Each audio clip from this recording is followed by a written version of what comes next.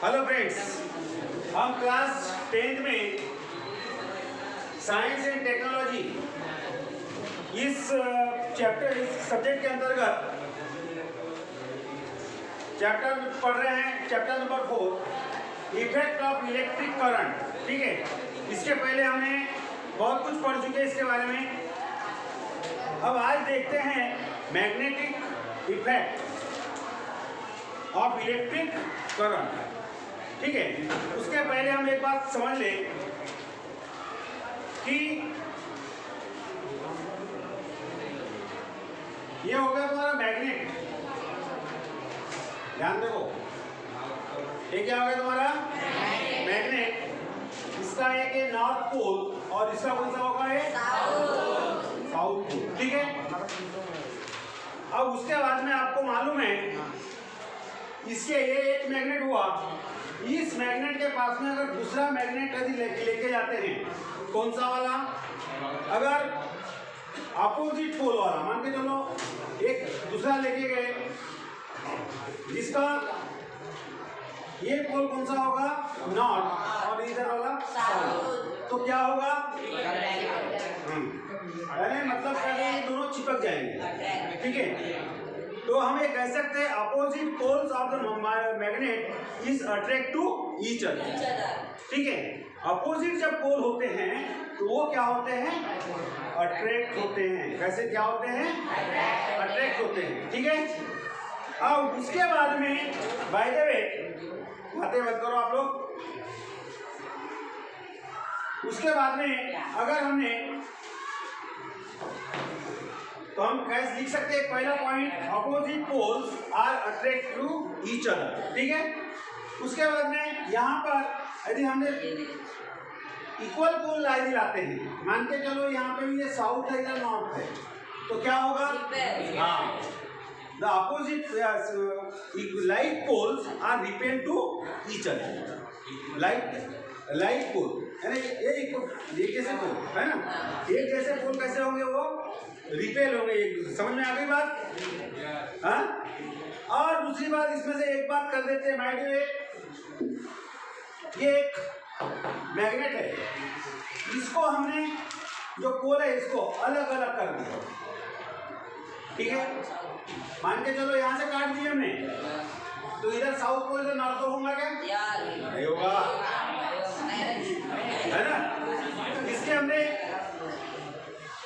अगर दो टुकड़े यदि कर देते हैं तो भी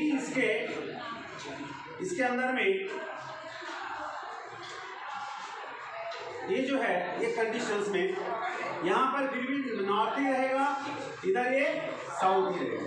ठीक है, उसी प्रकार से इधर ये मतलब दो अलग अलग टुकड़े ना इसको काटे ना मैं, तो उसकी कंडीशन ऐसी रहेगी नॉर्थ साउथ। ठीक है, ये ऐसी कंडीशन रहेगी यहाँ से। फिर इनको यदि हमने यहाँ से इस प्रकार से काट दिए तो भी यानी उसका कहने का मतलब है उसके पोल एक दूसरे से मतलब चेंज नहीं होंगे, चाहे उसके तुम 10 टुकड़े चुने, उसमें नॉर्थ और साउथ पोल होगा ही। समझ में आ गई बात। अगर आपने उसको ब्रेक कर भी दिए तो भी उसका नॉर्थ और साउथ पोल होना उसमें तय। समझ में आ गई बात। ठीक है, अब देखते हैं मैग्नेटिक फील्ड। मैग्नेटिक यहाँ समझेंगे नहीं किसी। अब मैग्नेटिक फील्ड यानी क्या होता है इस बात को समझ लो। मान के चलो ये मैग्नेट है, ये इधर नॉर्थ इधर ये साउथ पोल। ठीक है, इसके आसपास का एरिया मतलब क्या कहलाएगा मैग्नेटिक फील्ड कहलाएगा। ठीक है, इसके आसपास का जो एरिया है हाँ ये क्या कहलाएगा मैग्नेटिक फील्ड कहलाएगा। ठीक है, मैग्नेटिक फील्ड कहलाएगा। ठीक है, अब ये मैग्नेटिक फील्ड होता है कि नहीं ये देखो कैसा होता है।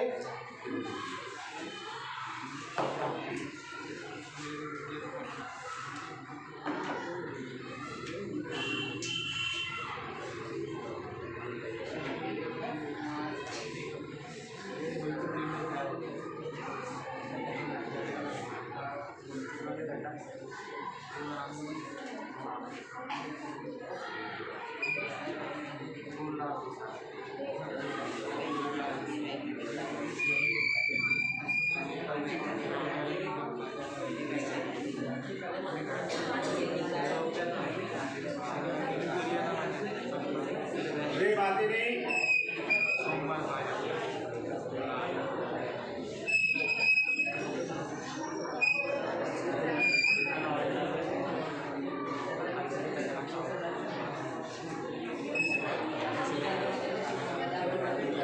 हाँ इधर देखो, ये कहलाएंगे मैग्नेटिक लाइंस कहलाएंगे, ठीक है, मैग्नेटिक लाइंस ये कहलाएंगे। Field lines are emerged from North Pole and merge at the South Pole। ये कहाँ से? नॉर्थ पोल से इमर्ज होती निकलती है, और मर्ज कहाँ होती है? नॉर्थ से साउथ पोल की तरफ ये इमर्ज होती है, ठीक है। अब इसके बाद में मतलब इसका जो डायरेक्शन है नॉर्थ टू साउथ, इसका डायरेक्शन कैसा रहेगा? North to south. समझ में आ गई बात? यहाँ से समझ में आ गई? नॉर्थ टू साउथ, ठीक है। दूसरा point, inside the magnet the direction of field lines is from south, sorry हाँ, अब ये देखिए इनसाइड द मैग्नेट, मैग्नेट के अंदर में इसका जो लाइन है, ये line is from south poles to north pole, है ना? मैग्नेट के अंदर, ये मैग्नेट के बाहर हो गया, ठीक है। ये मैग्नेट के बाहर मतलब जो मैग्नेटिक लाइन है वो कैसी रहेगी? North to south, but inside the magnet these lines are from south to north, south to north. समझ में आ गई? हाँ, उसके बाद magnetic field is stronger at the poles. अब आप देखो यहाँ पर जो मैग्नेटिक फील्ड में मैग्नेटिक लाइंस है वो सबसे ज्यादा कहाँ मिलेंगी आपको? पोल्स के ऊपर। इधर की कंपैरिजन में चाहिए यहाँ पे सबसे ज्यादा रहेंगे, ठीक है। तो कह सकते हैं अपन the magnetic field are stronger at poles. Poles की तरफ कैसी रहेंगी? नॉर्थ और साउथ, ये दोनों पोल्स की तरफ कैसी रहेंगी? वो स्ट्रॉन्गर रहेंगे। समझ में आई बात? ठीक। फिर उसके बाद में देखिए the field lines do not cross, और दूसरी एक बात देखिए, ये जो लाइंस है कितनी भी रहेंगी इसमें लाइंस, तो these lines is not cross with each other. ये जो लाइंस है ये एक दूसरे से क्रॉस नहीं होती है, ठीक है। कितनी भी अगर नजदीक नजदीक आएंगी ये लाइंस, लेकिन कभी ये एक दूसरे को क्रॉस नहीं करती। यहाँ तो समझ में आ गई बात? ठीक। अब इसके बाद में देखते हैं जितना भी, अब उसके बाद में देखिए magnetic effect of electric current, magnetic effect of current, ठीक है।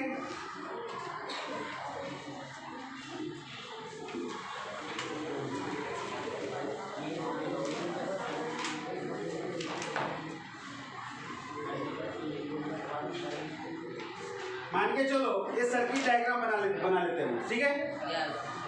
ये एक दो तार है, ये और ये, ठीक, ये और बी, ये दो तार है, इनको हम जोड़ देते हैं इस प्रकार से।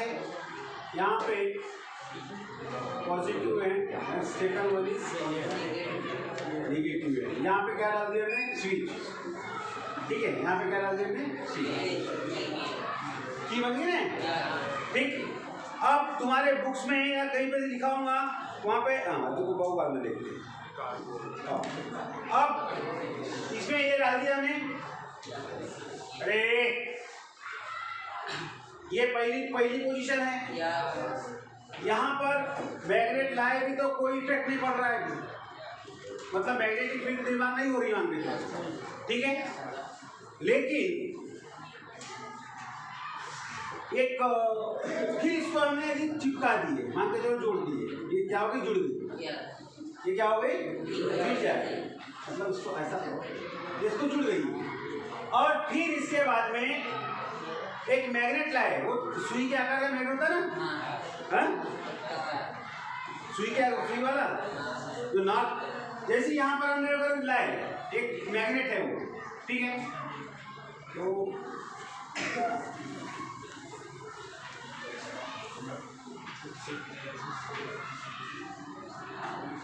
ये वाला मैग्नेट है, ठीक है, तो इसका ये क्या हो गया, नॉर्थ और ये साउथ, इसी डायरेक्शन में रहेगा जब जुड़ा हुआ नहीं रहेगा तब, ठीक है।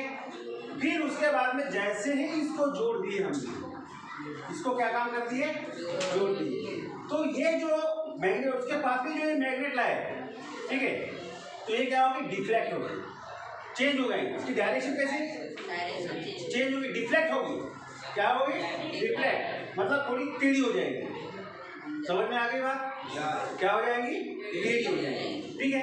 बाय द वे एक भाग इसका ऐसा हो सकता है, दूसरा इस तरह हो सकता है, सब चेंज होगा, इसका डिफ्लेक्ट होगी, ये जो है ना ये कैसे होगी, डिफ्लेक्ट होगी, ठीक है।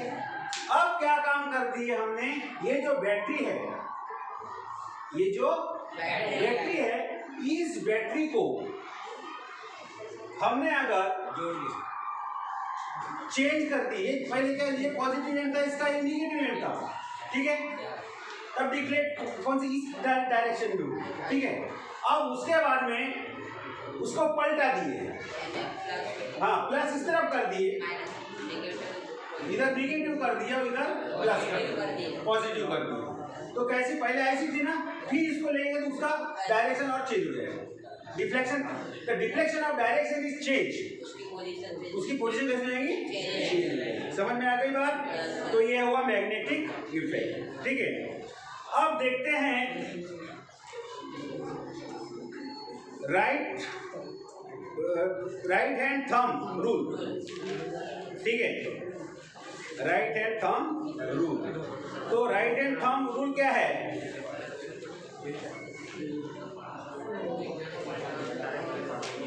थंब रूल जो है ये क्या दर्शाता है कि direction of current, direction of क्या दर्शाता है, वो करंट,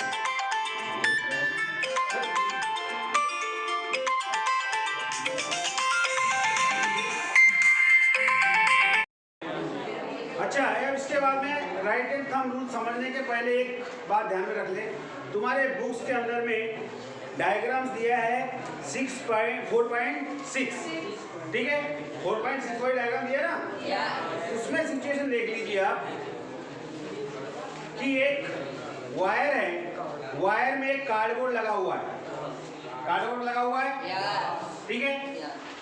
अब ये कार्डबोर्ड लगा हुआ है, तो इसका कार्डबोर्ड में क्या फील, उसी प्रकार सिचुएशन के उसमें रियोस्टेट लगा दिए हैं, आर रेजिस्टेंस लगा है, उसके बाद में एम्पियर लगा हुआ है, ठीक है, उसके बाद में बैटरी लगी हुई है, स्विच है उसमें, और एक कार्डबोर्ड उस तार के अंदर से छोड़ दिया गया है, ठीक है।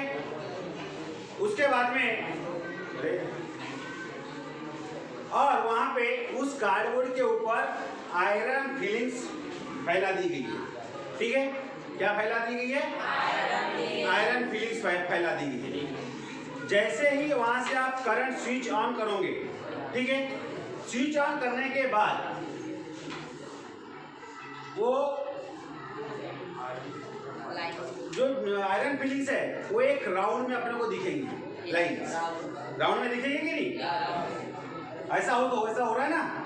और वो कैसे होती कि नहीं होती, एक एक्चुअली उसके नीचे वाली डायग्राम में दिया हुआ है, उसके नीचे वाली डायग्राम दिया है, पूरे राउंड में दिख रही है वो, ठीक है, बातें बंद करो, पूरे राउंड में दिख रही है वो। अब इसके बाद देख लेते हैं राइट हैंड रूल, ठीक है। हमने देखिए वो तार जो है ना, तार को समझ लो, ये मानते चलो ये तार हो गया, तार को हमने इस प्रकार से पकड़े, ठीक है, तो अपना जो थंब है ये ऊपर दिख रहा है, ठीक है। अब इसमें देख लीजिए,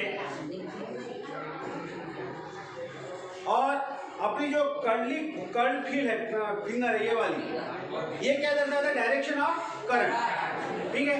अरे थंब जो है अपना थंब क्या दिखा रहा है, ये डायरेक्शन ऑफ करंट दिखा रहा है, ठीक है। और ये जो कर्ड फिंगर है ये वाली, ये क्या दिखा रही है, ये क्या शो कर रही है, मैग्नेटिक फील्ड। समझ लो, देखो बिल्कुल सरल है और पूछता है एग्जाम में, ठीक है। तो इसको समझने की बात है कि ये जो तुम्हारा अंगूठा है थंब, ये क्या काम कर रहा है, thumb shows the direction of current and this curved fingers show the direction of magnetic field। समझ में आ गई बात? हाँ।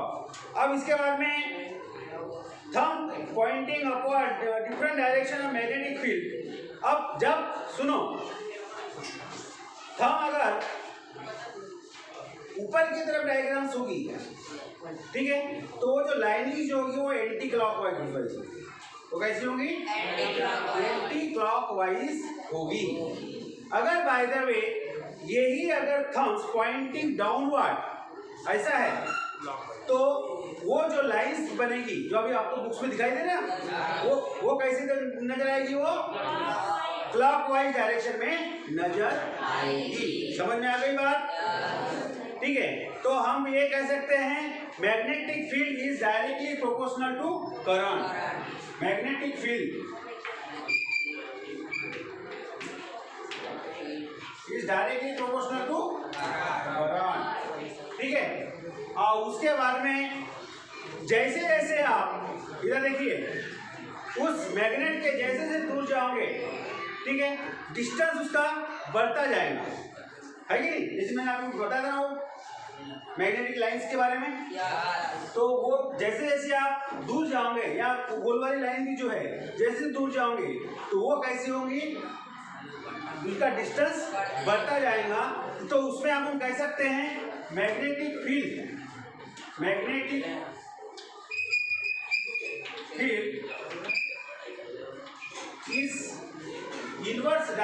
Is inversely proportional to distance. समझ में आई बात? यहाँ समझ में आ गया?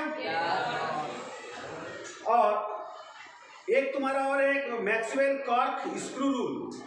अपना स्क्रू होता है ना, ठीक है, तो जैसे हमने वो स्क्रू में डाले इसमें, तो जाता है जो अंदर जाता है ना, तो उसी प्रकार से वो भी उसका क्या है, direction of current, direction of current, उसी प्रकार से वो करंट जाता है, ठीक है। तो इस प्रकार से अभी आज यहाँ तक समाप्त करते हैं, बाद में देखिए।